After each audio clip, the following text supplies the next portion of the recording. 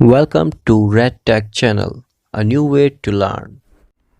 तो आज MP group 5 radiographer से रिलेटेड प्रीवियस ईयर क्वेश्चन के बारे में डिस्कस करेंगे विद सॉल्यूशन। ये हमारा पार्ट 4 है। Part 3 videos also uploaded, please watch that video also before watching this. So let's begin. Question number 46।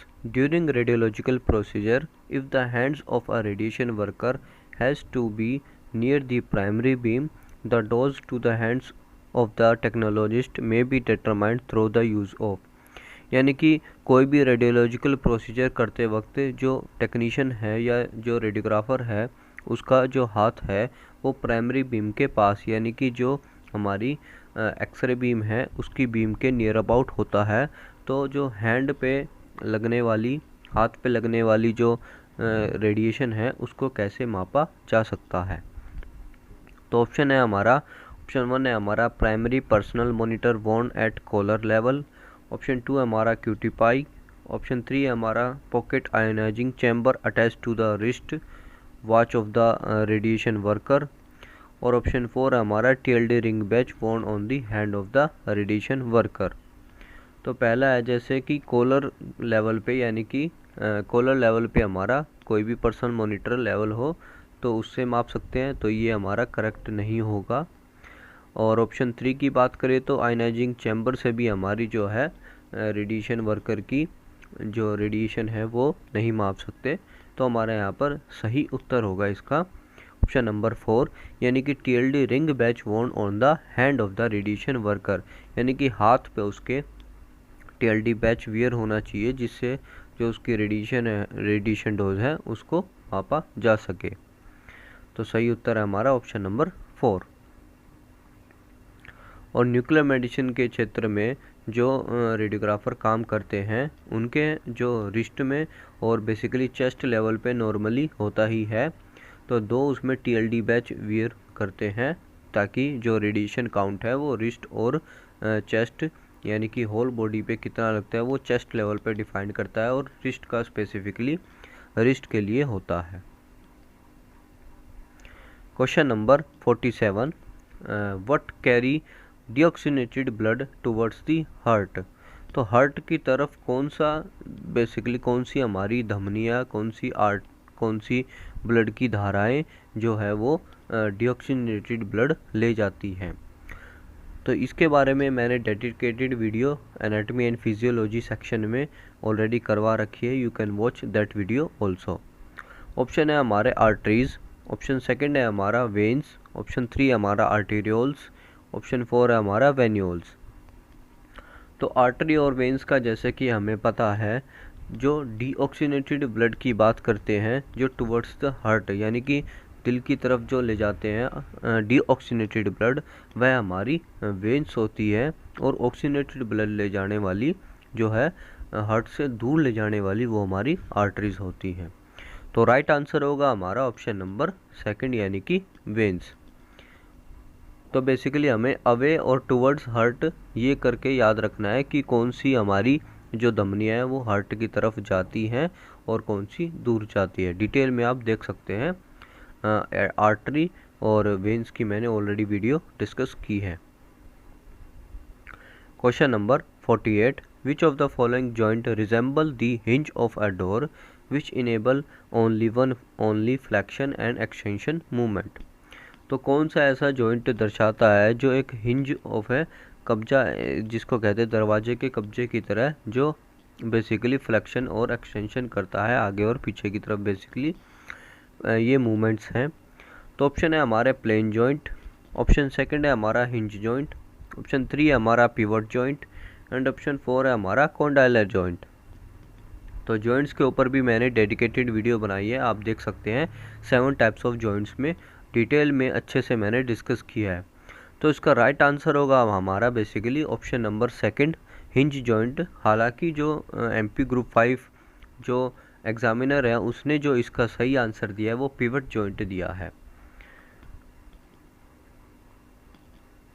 तो हम पिवट जॉइंट की तरफ जाएंगे, हालांकि मुझे लगता है कि इसमें हिंज जॉइंट इसका आंसर होगा। तो सही आंसर इसका ऑप्शन नंबर 3 होगा एग्जामिनर की दृष्टिकोण से। Question number 49, which of the following is a method that can be used to answer patient question about the amount of radiation received from a radiological procedure।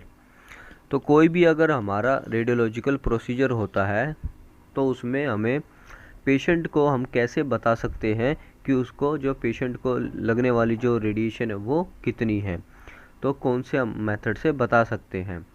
तो option 1 है हमारा ALARA, option 2 है हमारा BERT, option 3 है हमारा BRET and option 4 है हमारा EPA।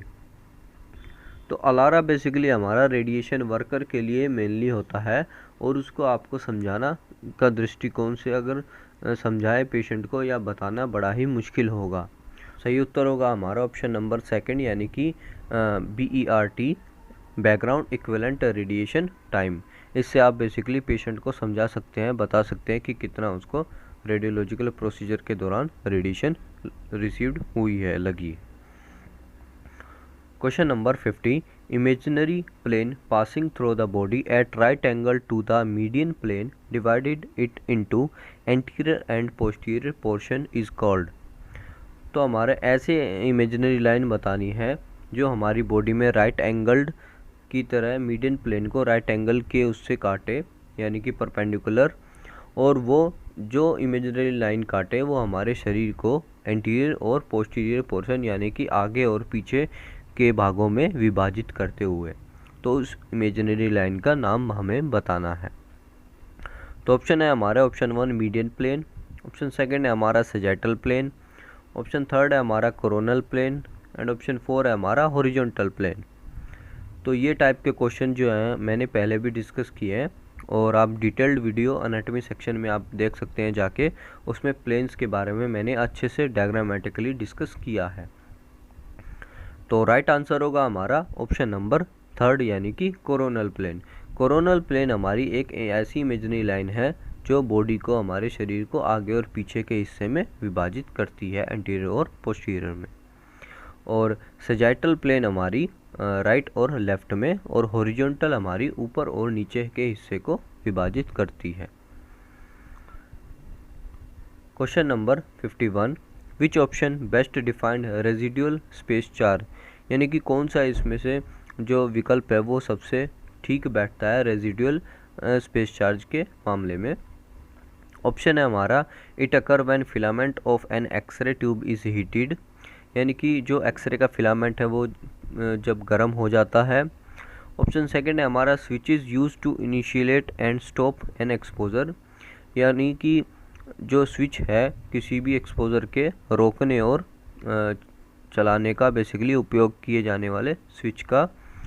Option 3 है हमारा almost all the electron to be pulled away from the filament the instant they are emitted, यानी कि फिलामेंट से सब इलेक्ट्रॉन्स को दूर खींच लिया गया है जो भी आए थे इंस्टेंट। चौथा ऑप्शन हमारा intensity of the beam depends on the angle at which the X-ray emitted from the focal spot.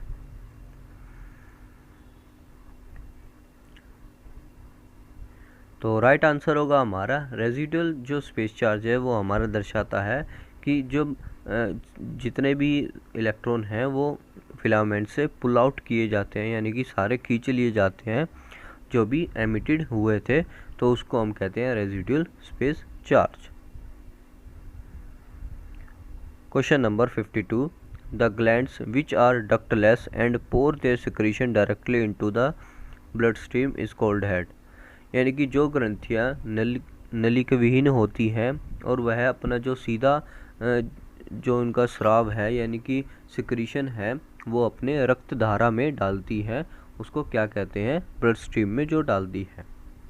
Option 1 है हमारा एंडोक्राइन ग्लैंड, ऑप्शन 2 है हमारा एक्सोक्राइन, ऑप्शन 3 है हमारा होलिक्राइन ग्लैंड, ऑप्शन 4 है हमारा एपोक्राइन ग्लैंड।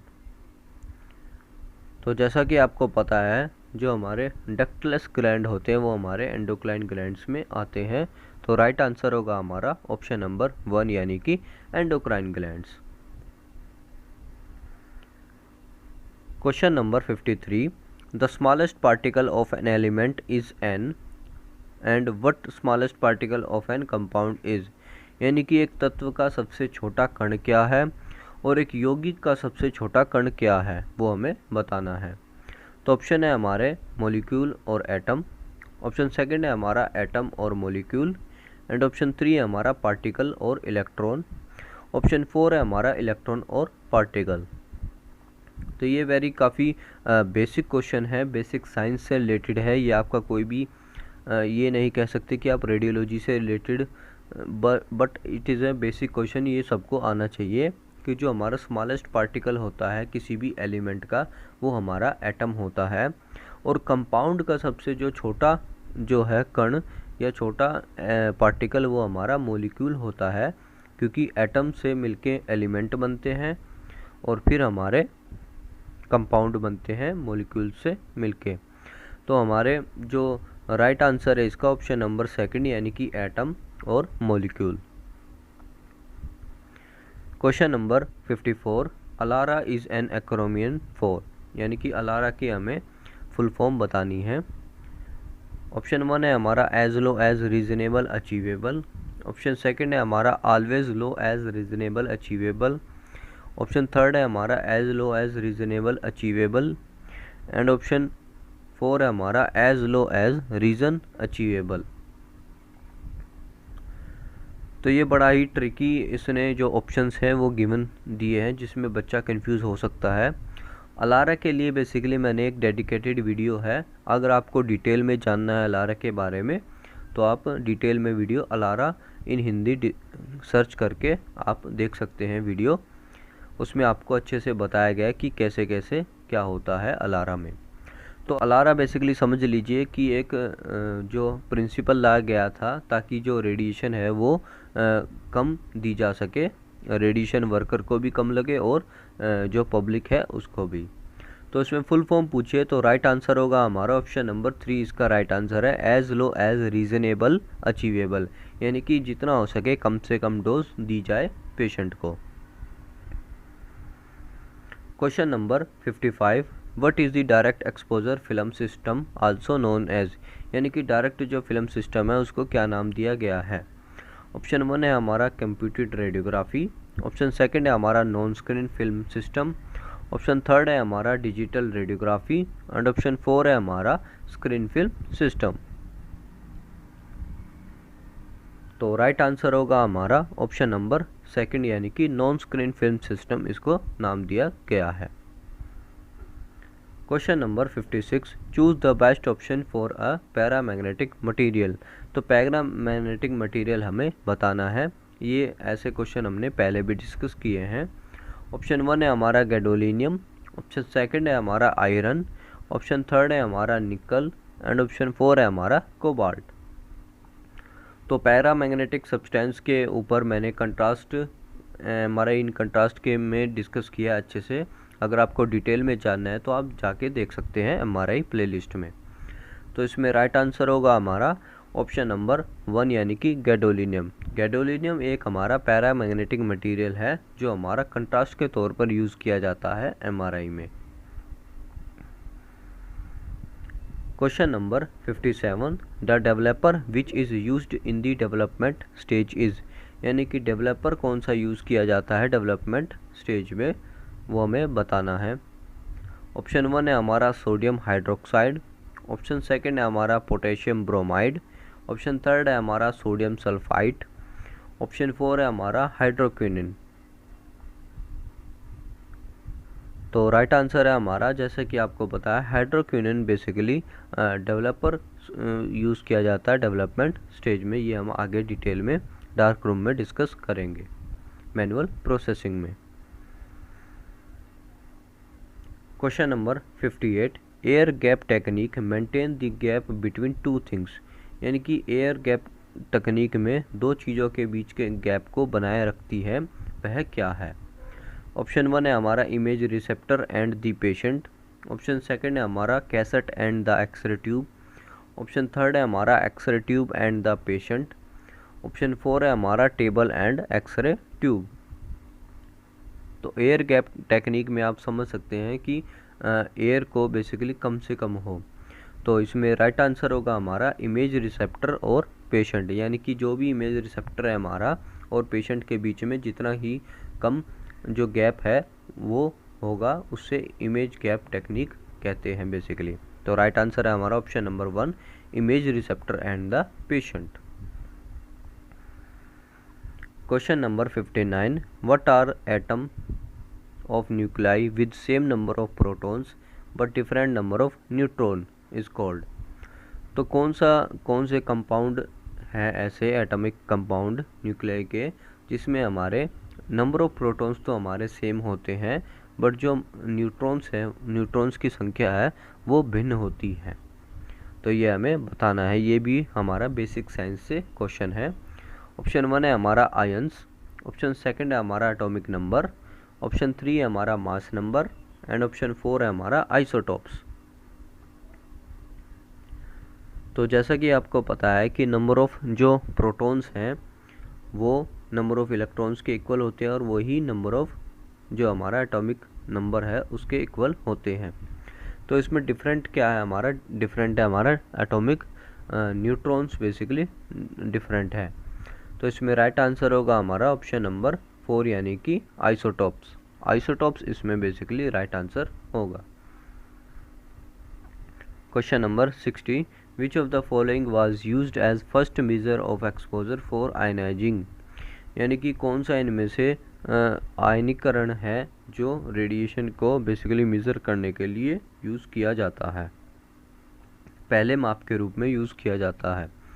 तो ऑप्शन है हमारा सीवर्ट, ऑप्शन 2 है हमारा रेड, ऑप्शन 3 है हमारा स्किन एराइदिमा एंड ऑप्शन 4 है हमारा रोंजन। तो राइट आंसर है हमारा ऑप्शन नंबर 3 यानी कि skin erythema. Skin erythema basically first major है एक्सपोजर फॉर आयनाइजिंग रेडिएशन। तो ये थे हमारे 15 MCQ question. I hope you clear out all the points. So that's all for this video. Do subscribe if you like and thanks for watching. जय हिंद, जय भारत।